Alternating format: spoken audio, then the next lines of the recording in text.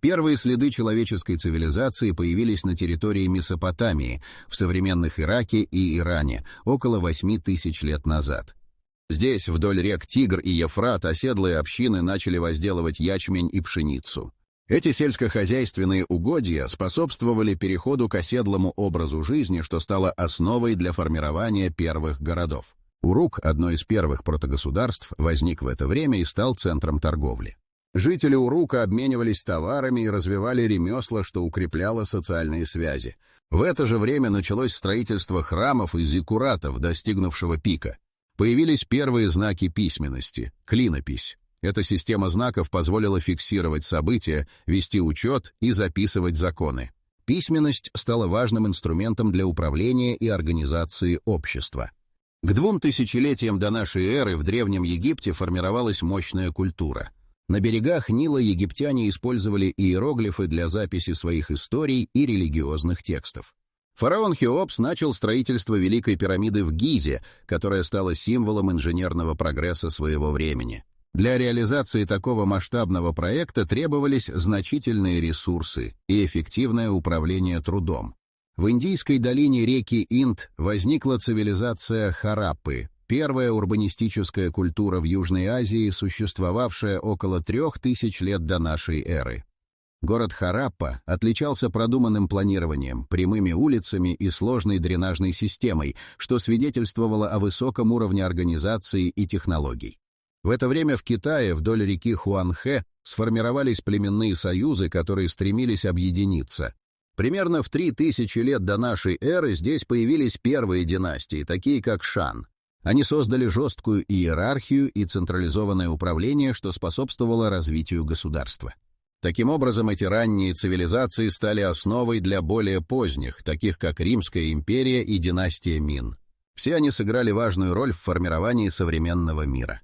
Начало эры около 8000 лет назад стало основой последующей истории человечества, задав направление развития общества и технологий. С 8000 лет назад на территории Месопотамии начался процесс формирования сложных обществ, в которых взаимодействовали культура, экономика и технологии.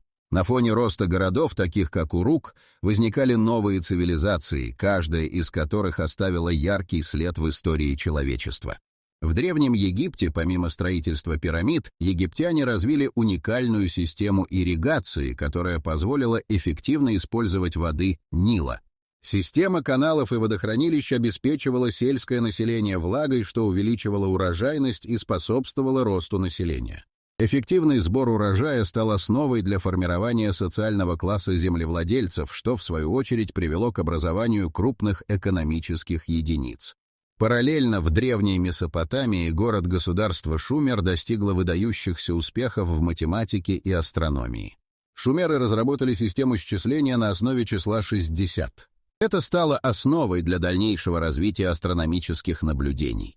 Они создали календарь, основанный на лунных циклах, что позволяло точно определять время для посевов и сборов. Эти знания были зафиксированы на глиняных табличках и передавались из поколения в поколение.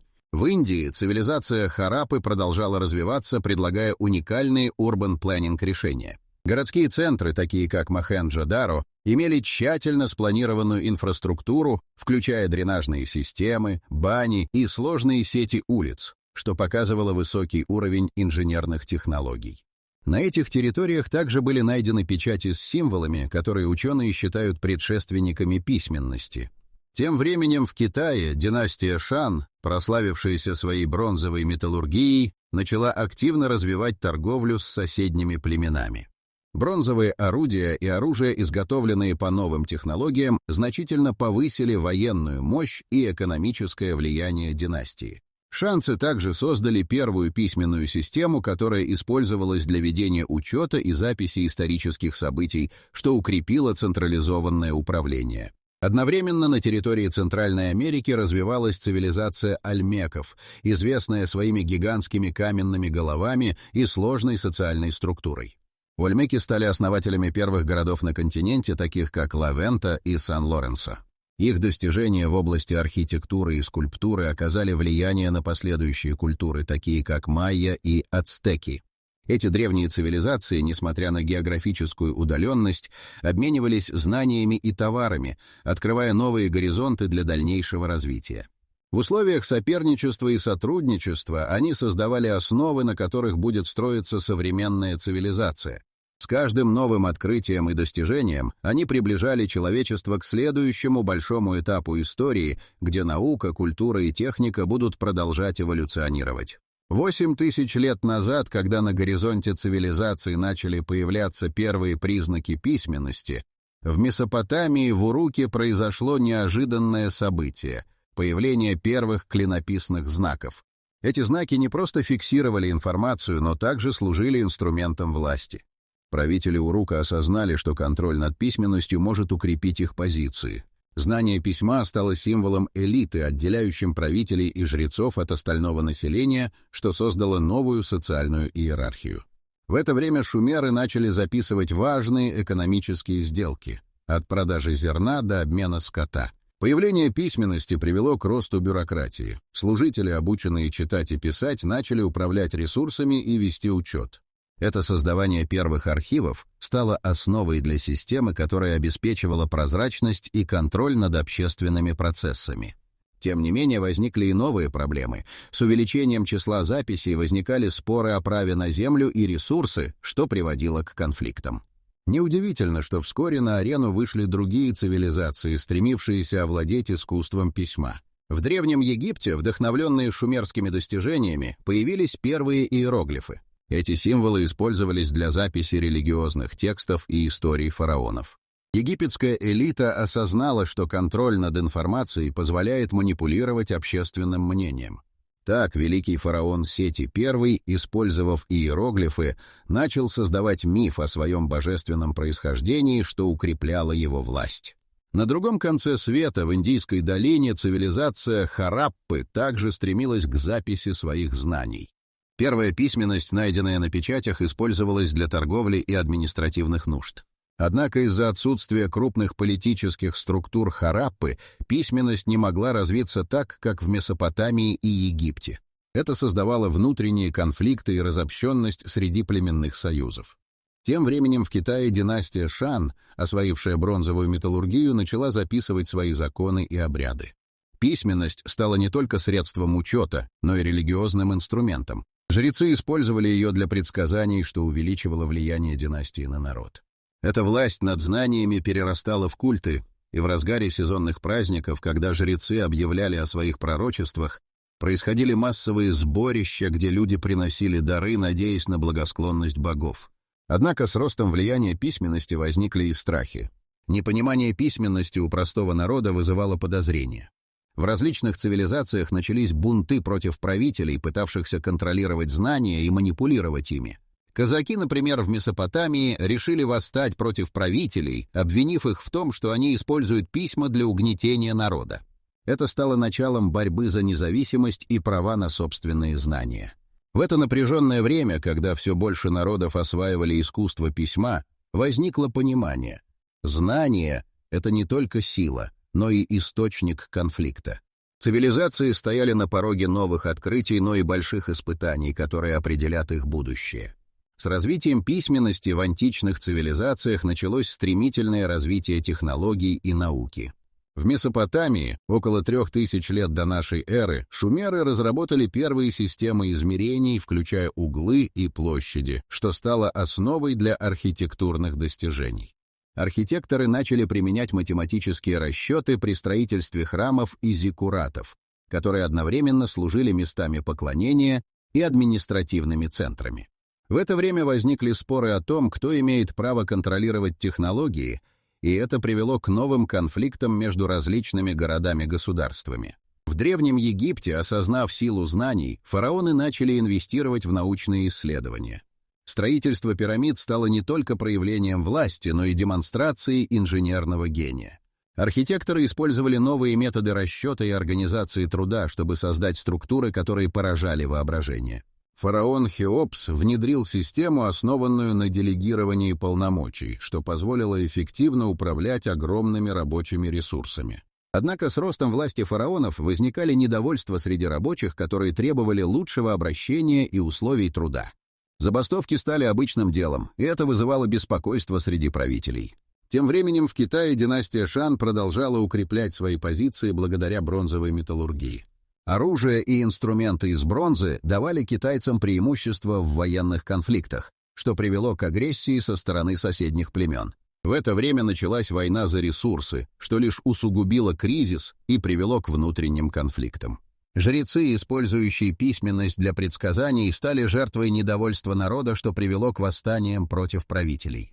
На территории Индии, в цивилизации Хараппы, наблюдались аналогичные явления. Городские планировщики начали экспериментировать с новыми строительными материалами, включая кирпичи и камень, которые обеспечивали долговечность строений. Однако отсутствие централизованного управления снизило эффективность этих усилий. Внутренние конфликты между племенными союзами мешали дальнейшему развитию науки и технологий. Люди начали искать выход из своего положения, и некоторые даже пытались создать свои собственные системы правления, что приводило к росту напряжения. На фоне этих событий в Греции начала формироваться первая философская мысль.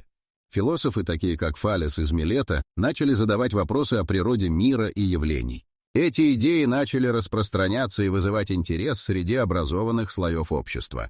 Однако с ростом философских дебатов возникли противоречия между традиционными верованиями и новыми научными подходами. Это привело к конфликтам, когда некоторые философы подвергались гонениям за свои идеи. Развитие технологий и науки в античности стало ключевым моментом для формирования общества.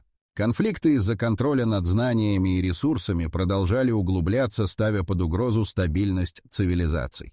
Этот период стал полем битвы не только за материальные ресурсы, но и за умственные достижения, которые определяли будущее человечества.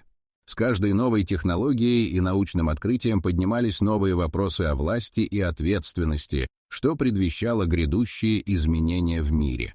К концу IV века Римская империя, некогда величественная и могучая, начала испытывать серьезные внутренние и внешние проблемы. Увеличение налогового бремени на население и военные неудачи, вызванные нашествием варварских племен, привели к нарастанию недовольства среди граждан. Восстания стали обычным явлением, а военные легионы, ранее преданные империи, начали терять лояльность.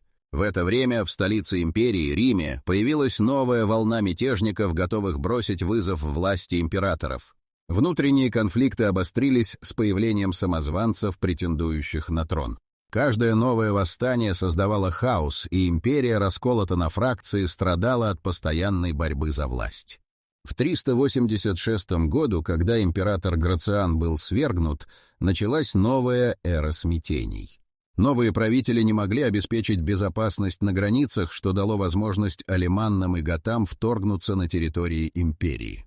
С каждым новым нападением все больше провинций выходило из-под контроля Рима. Ситуация усугубилась, когда в 1930 году император Ромул Августул был свергнут. Это стало символом конца Римской империи. Провинции, некогда процветавшие под римским контролем, начали разрывать свои связи с центром. В это время на территории Западной Европы началось формирование новых государств. Готы, вандалы и франки, воспользовавшись слабостью Рима, создавали свои королевства, устанавливая новые порядки на руинах империи. На востоке Византийская империя, сохранившая часть римского наследия, попыталась воспользоваться смутой. Императоры, такие как Юстиниан I, начали восстанавливать утраченное влияние, проводя реформы, направленные на укрепление экономики и восстановление военной мощи. Однако внутренние конфликты и борьба за престол неразрывно связывались с попытками вернуть былую славу. Византийцы боролись не только с внешними врагами, но и с собственными амбициями, что добавляло напряжения в жизнь империи. Тем временем на территории Англии и Франции возникли новые государства, такие как Королевство Мерсия и Нормандия. Эти объединения, основанные на племенных связях, начали формироваться под влиянием христианства, которое стало важным фактором для легитимизации власти новоиспеченных правителей. Христиане, требовавшие от народа покорности и единства, стали важной частью политической игры, что привело к конфликтам между языческими племенами и новыми христианскими королевствами. В это время на Востоке арабские племена, объединенные под знаменем ислама, начали свои завоевания. Восстание под руководством Мухаммеда в VII веке привело к созданию нового государства, которое быстро расширялось за пределы Аравийского полуострова. Это столкновение с европейскими культурами вызвало новые трения и конфликты, ставя под угрозу существование вновь созданных королевств. Падение Римской империи и появление новых государств на ее руинах стали началом нового исторического этапа, полного борьбы за власть, ресурсов и культурных идентичностей. Конфликты между языческими и христианскими правителями, внутренние мятежи и внешние завоевания создали сложный узор, который определял ход истории Европы на многие века вперед. Каждое новое событие накладывало отпечаток на судьбы целых народов, заставляя их пересматривать свои ценности и стремления. Средневековье, наступившее после падения Римской империи, стало временем глубоких изменений в жизни и культуре Европы. Сложные феодальные структуры вытеснили старые традиции, и местные правители начали укреплять свои позиции, создавая маленькие королевства. Изменения в политической и социальной жизни пронесли с собой не только внутренние конфликты, но и религиозные трения, которые усугублялись ростом христианских орденов. В это время, в 1105 году, в Европе разразилась Первая крестовая война. Мусульманские державы, контролировавшие Святую Землю, столкнулись с объединенными силами западноевропейских королевств. Папа Урбан II призвал к священной войне, обещая прощение грехов тем, кто отправится в поход. Тысячи крестоносцев начали собираться в городах, полные надежды на славу и богатство, стремясь завоевать Иерусалим. Однако по мере продвижения они сталкивались с жестокими реалиями войны. Непрерывные конфликты и потери жизни вызывали внутренние разногласия среди крестоносцев, что создало напряжение между различными феодальными лордами. На другом фронте в Европе увеличивалась власть церкви, которая взяла на себя функции духовного и материального обеспечения. Монастыри стали центрами образования и культуры. В них сохранялись классические тексты, и монахи, такие как Бенедикт Нурсийский, разрабатывали правила, регулирующие жизнь общин. Однако усиление церкви также ведет к конфликтам с местными властями. Некоторые бароны начали бросать вызов церковной власти, отказываясь подчиняться епископам. В это же время в городах, таких как Париж и Лондон, начала зарождаться буржуазия. Торговцы и ремесленники объединялись в гильдии, требуя прав и привилегий. Их стремление к независимости вызывало недовольство среди феодалов, которые боялись утратить контроль над экономикой. Уличные беспорядки и протесты становились частыми, когда гильдии требовали лучших условий труда и более справедливого распределения богатств.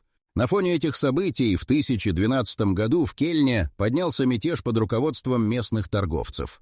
Они организовали протест против высоких налогов, введенных герцогом, который использовал средства на финансирование войны.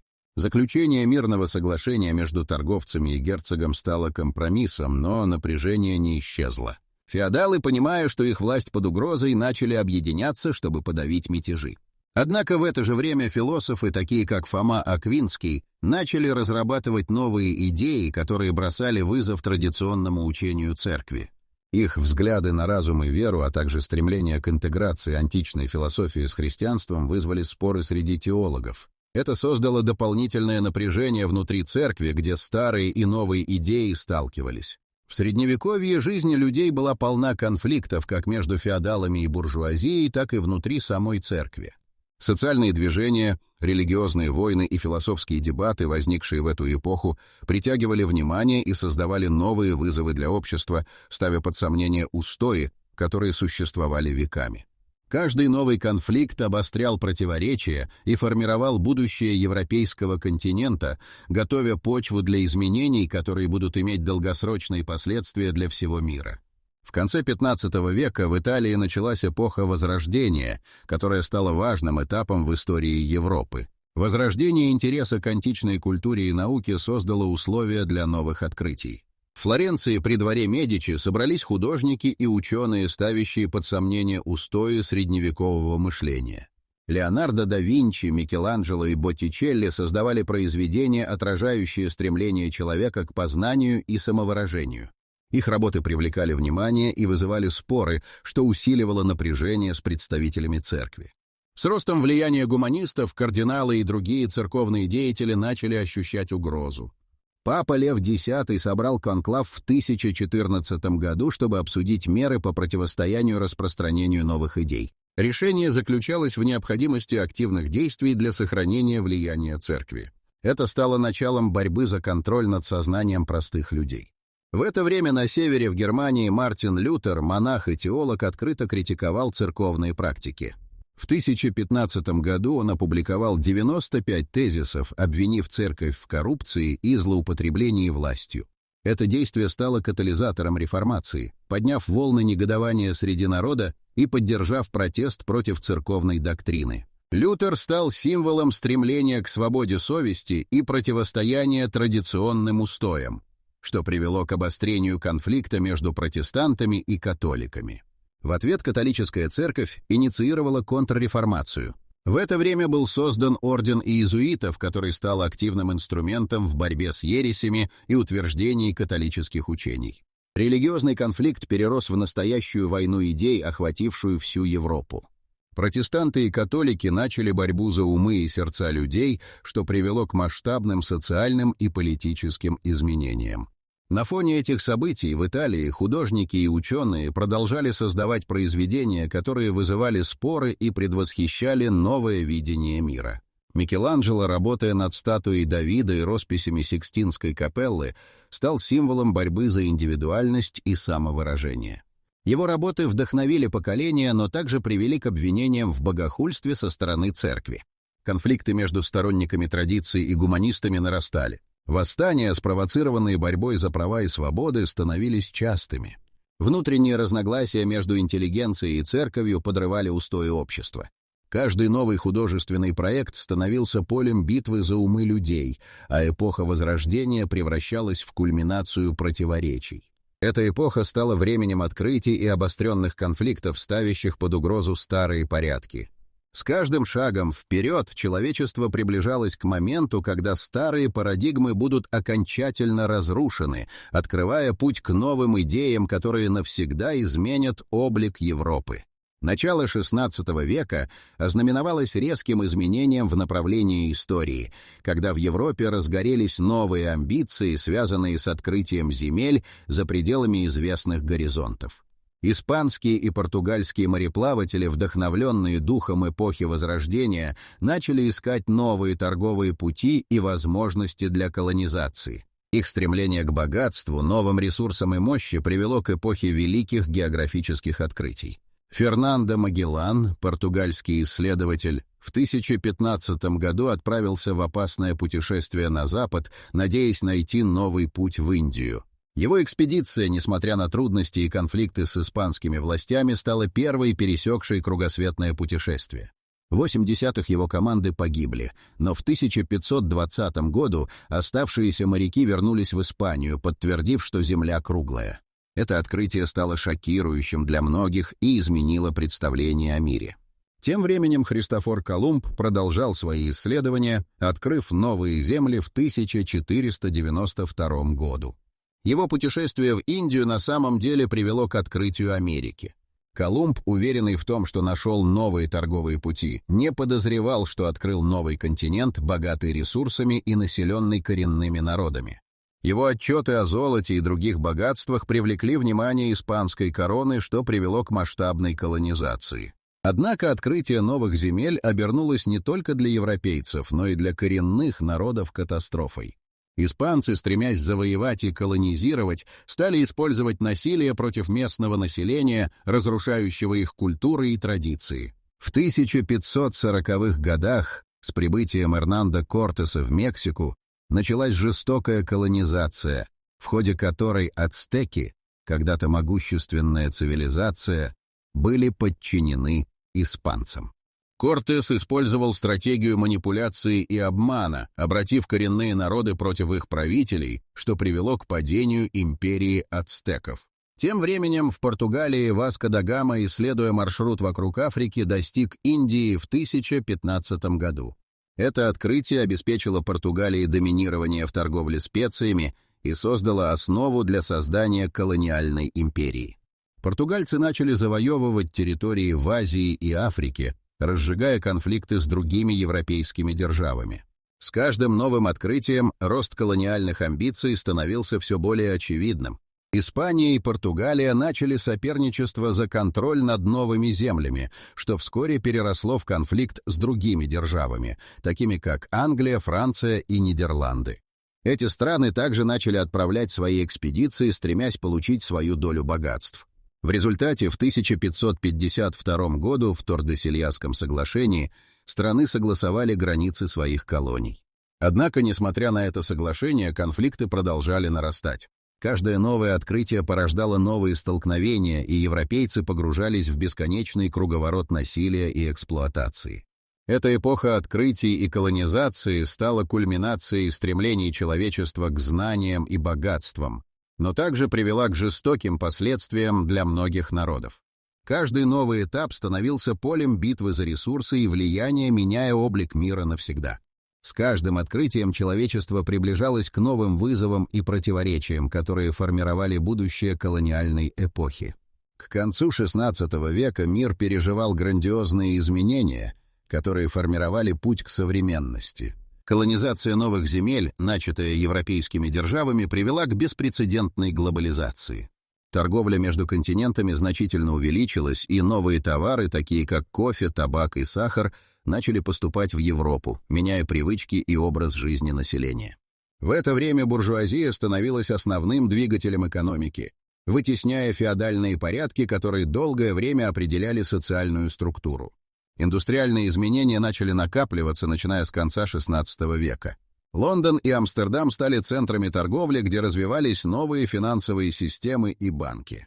Эти новшества способствовали созданию первых акционерных обществ, которые позволяли людям инвестировать в торговые экспедиции и колониальные предприятия. Эта новая экономическая система привела к росту влияния купечества и ослаблению позиций дворянства, что стало основой для последующих социальных изменений. В это время произошла и культурная революция. Возрождение искусств и науки, начатое в Италии, распространилось по всей Европе. Научные достижения, такие как открытие Коперника о гелиоцентрической системе, бросили вызов традиционному представлению о мире. Работы Галилео Галилея и Ньютонова физика начали закладывать основы современного научного метода. Эти идеи вызывали споры и конфликтовали с религиозными догматами, что приводило к гонениям на ученых. Восприятие человечества в мире также менялось. Возникли новые философские течения, такие как гуманизм и просвещение, которые подчеркивали важность разума и человеческого опыта. Эти идеи стали основой для изменений в политике. Восстания и революции, такие как Нидерландская революция и Английская гражданская война, поставили под сомнение абсолютную монархию и открыли путь к новым формам правления. Однако эти изменения не обошлись без конфликтов. Столкновения между различными конфессиями, такими как католики и протестанты, стали обычным явлением. Религиозные войны, например, 30-летняя война, привели к огромным жертвам и разрушениям.